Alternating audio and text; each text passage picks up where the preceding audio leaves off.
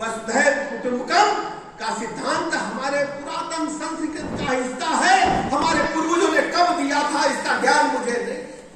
हम पूरी दुनिया को अपना परिवार मानते हैं, हम पूरी वसुधा को अपना परिवार मानते हैं, हम प्राणी मात्र को अपना परिवार मानते हैं, वनस्पति को भी अपना परिवार मानते हैं।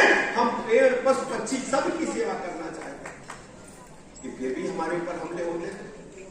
हमको तोड़ा गया है, हमारी संस्कृति को छिन्न भिन्न करने का प्रयास हुआ है, हमारे वेद पुराण उपनिषद जलाए गए हैं, लेकिन हमारी संस्कृति अछूड़ी नहीं रही। हमने दुनिया को रास्ता दिखाने का जो हमारे पूर्वजों ने मार्ग तय किया था, आज भी भारत माता दुनिया को रास्ता दिखाने का काम कर रही है। आज हम कह सकते हैं, सामान्य आप सोचते होंगे कि हम काशी चलेंगे, काशी में संतों का समागम होगा, लेकिन जो ऊर्जा यहां बह रही है, जो आध्यात्मिक शक्तियां बह रही है, मेरा रोया रोया खड़ा है। मैं कह सकता हूं कि बाबा की कृपा से कुछ होने वाला है।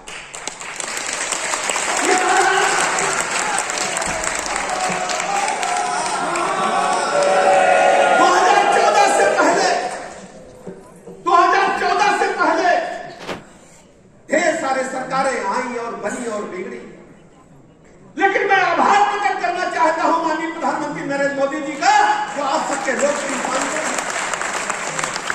2014 के बाद से सनातन संस्कृति की धारा, भारत माता की धारा जिस गति से पूरे देश में बढ़ी है, दुनिया आज भारत को प्रणाम कर रही है।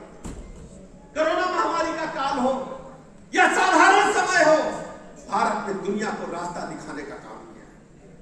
आज कह सकते हैं हम लोग बहुत अच्छा काम करेंगे। सनातन संस्कृति दूसरी संस्कृतियों में आप विभेद समझिए, हम सब अच्छा काम करेंगे। प्रभु के चरणों का आशीर्वाद हम सबको मिलेगा और जन्म मृत्यु का जो हमारा चक्र है वो टूट जाएगा और हम आत्मा परमात्मा में विलीन हो जाएंगी। ऐसा हमारी पुरातन संस्कृति कहती है। हमको कुछ चाहा नहीं है, हम तो हमारी मां गंगा की रक्षा हो, हमारी गौ माता की रक्षा हो, हमारी शक्ति पीठों का विकास हो, हमारी आने वाली पीढ़ियां दुनिया को रास्ता दिखाएं, हमारे अंदर ये चाहत हो। लेकिन आप सोचिए, वो लोग जिन लोगों पर हमारे ऊपर हमले किए, हमारे वेद पुराणों को जला दिया, हमारी संस्कृति को छिन्न भिन्न करने का प्रयास किया, लेकिन छिन्न भिन्न नहीं हो पाए। नालंदा विश्वविद्यालय में आग लगा दी गई, वेद पुराण उपनिषद जल रहे थे। उस समय के संत महात्माओं ने, गुरुजन वृंदों ने कहा, हमारे शिष्यों हमें गुरु दक्षिणा नहीं चाहिए, वेद पुराण उपनिषद याद कर ले और आने वाली पीढ़ी को कंठस्थ करा देना, यही हमारी गुरु दक्षिणा है। आज हम सब पूरी दुनिया को रास्ता दिखाने का काम करते हैं। आप सोचो, मैं स्पष्ट रूप से कहना नहीं चाहता, राजनीतिक व्यक्ति तरह तरह के मायने निकाले जाएंगे, क्योंकि ये सनातन संस्कृति का एक विहंगम दृष्टि है, तो मैं अपने को रोक नहीं पा रहा हूं। आप सोचिए कि हम तो अच्छा काम करेंगे तो हमारी आत्मा परमात्मा में विलीन हो जाएगी, और वो अच्छा काम करेंगे, ऊपर जाएंगे तो उनको हुए मिलेंगे। क्या है हमारी संस्कृति से मिलान करो, हमारी विचारधारा से जुड़ करके देखो, हमारे चिन्हों पर चल करके देखो।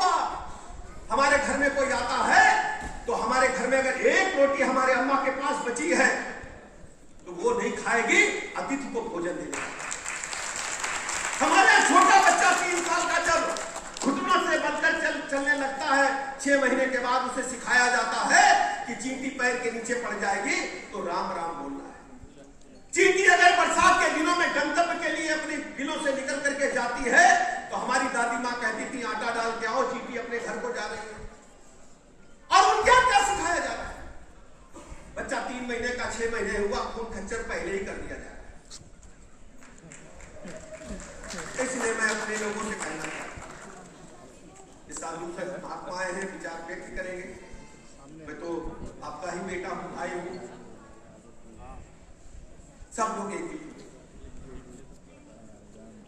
होने से भारत माता की ताकत दुनिया में बढ़ेगी और दुनिया की कोई ताकत हमें हमारे झंडे को नीचा नहीं अद्भुत प्रगति हासिल की है। दुनिया के जितने भी डेवलप राष्ट्र अपने आप को कहते हैं, विकसित राष्ट्र कहते हैं, भारत किसी मामले में कमजोर नहीं। हमने कंप्यूटर विज्ञान के क्षेत्र में अद्भुत प्रगति हासिल की है, हमने अंतरिक्ष विज्ञान के क्षेत्र में अद्भुत प्रगति हासिल की है, हमने चिकित्सा विज्ञान के क्षेत्र में अद्भुत प्रगति हासिल की है, इंफ्रास्ट्रक्चर के क्षेत्र में अद्भुत प्रगति हासिल की है। भारत किसी भी देश से आज कमजोर नहीं है। भारत माता की पताका सर्वोच्च शिखर की ओर लहलहा रही है। ये सब आप संतों की मेहनत का, आपके आशीर्वाद का परिणाम है। ये मैं अपने लोगों से कहना चाहता हूं, इकट्ठा होइए, सब लोग एक मंच पर आइए, सब कुछ छोड़ करके ये मानकर चलिए कि हम सब सनातन व्यवस्था से जुड़े हैं। जात पात भेदभाव जो लोग फैला रहे हैं वो सिर्फ हमारे आपके बीच में बंटवारा कराकर, हमारे बीच में विभेद पैदा करके, वोट लेकर के सत्ता हासिल करना चाहते हैं। उनको भारत माता से, हमारी संस्कृति से कोई लेना देना नहीं। मैं कहना चाहता हूं, आप सोचिए, मैं उत्तर प्रदेश के लोगों से कहना चाहता हूं, उत्तर प्रदेश से मैं राजनीतिक व्यक्ति हूं और आप लोगों की कृपा से ही आज मैं यहां खड़ा हूं, संत महात्माओं की कृपा से ही खड़ा हूं।